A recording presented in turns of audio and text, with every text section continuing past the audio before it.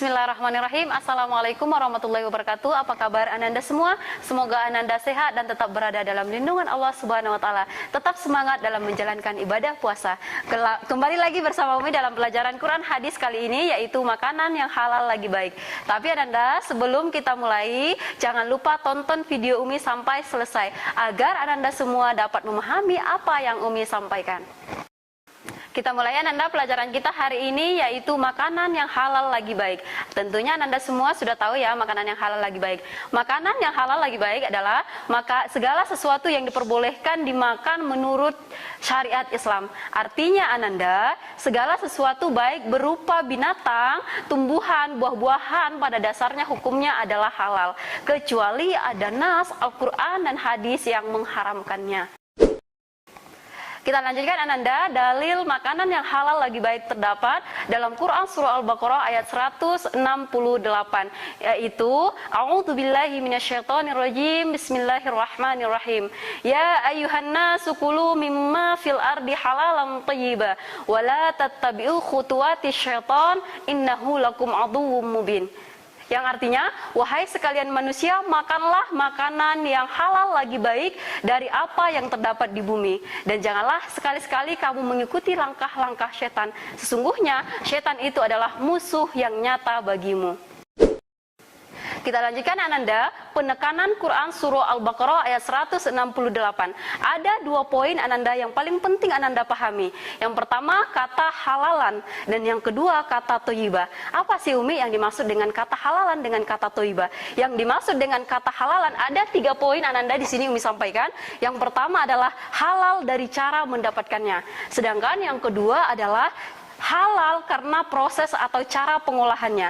Kemudian yang ketiga, halal karena memang dasar zatnya dihalalkan oleh Allah Subhanahu wa taala. Kemudian yang kedua yaitu makna dari thayyibah. Thayyibah itu artinya adalah baik. Yang dimaksud dengan baik di sini adalah segala makanan yang baik bagi tubuh dan kesehatan kita. Artinya Ananda, segala makanan yang membahayakan bagi tubuh seperti makanan yang mengandung formalin, makanan yang lemaknya berlebihan, itu berarti bukan jenis makanan yang thayyibah. Kita lanjutkan Ananda, dalil yang kedua tentang makanan yang halal lagi baik, yaitu terdapat dalam Quran surah Al-Baqarah ayat 172 sampai dengan 173. Kita baca sama-sama Ananda. A'udzubillahi minasyaitonirrajim. Bismillahirrahmanirrahim. Ya ayyuhalladzina amanu kulu min thayyibati ma razaqnakum washkuru in kuntum iyyahu ta'budun. Innama harrama alaikumul maitata waddama walahmal khinzir wa ma uhilla bihi li ghairillah faman idturra ghaira baghin wala 'adin fala itsma alaihi innallaha ghafurur rahim. Isi kandungan dari ayat yang sudah Umi baca Ananda, yaitu surah Al-Baqarah ayat 172. Ada penekanan ayat yang perlu Ananda semua pahami, yaitu kulu min thayyibati ma razaqnakum. Makan kamulah dari yang baik-baik segala apa yang telah diberikan kepada kamu. Makna dari penggalan ayat ini ada 2 pendapat Ananda. Yang pertama pendapat Umar bin Abdul Aziz yang dimaksud dengan kulu min thayyibati ma razaqnakum, yaitu segala macam usaha yang halal, bukan semata-mata makanan saja. Sedangkan pendapat yang kedua menurut Sa'ad bin Jubair yang dimaksud dengan kulu min thayyibati ma razaqnakum, yaitu segala sesuatu makanan yang berasal dari halal. Kita lanjutkan Ananda, isi kandungan Quran surah Al-Baqarah ayat 173, yaitu tadi sudah membacakan innama harrama alaikum. Ada kata harrama Ananda yang perlu Ananda tekankan. Apa arti harrama? Diharamkan bagi kamu. Diharamkan, haram di sini ada 2 penjelasan Umi buat Ananda. Yang pertama haram li dzatihi, sedangkan yang kedua adalah haram li ghairihi. Yang dimaksud dengan haram li dzatihi, haram karena memang zat makanan tersebut diharamkan oleh Allah Subhanahu wa taala. Sedangkan haram li ghairi adalah haram bukan karena zatnya tetapi karena sebab-sebab yang lain. Kita mulai poin yang pertama, yaitu haram li dzatihi. Haram li dzatihi di sini terdapat dalam Quran surah Al-Baqarah ayat 173 ini ada 2 yang dimaksud dengan haram li dzatihi. Yang pertama lahmal khinzir, yaitu daging babi. Kemudian yang kedua ada waddama, yaitu darah. Artinya kedua poin ini adalah diharamkan Allah karena zatnya.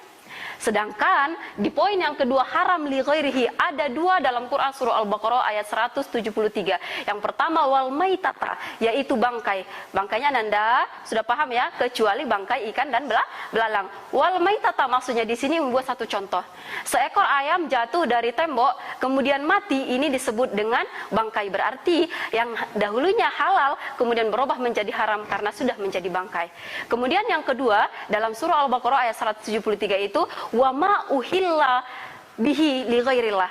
Hewan yang disembelih tanpa menyebut nama Allah. Artinya yang dasarnya hewannya halal kemudian disembelih tanpa menyebut nama Allah berarti berubah hukumnya menjadi haram.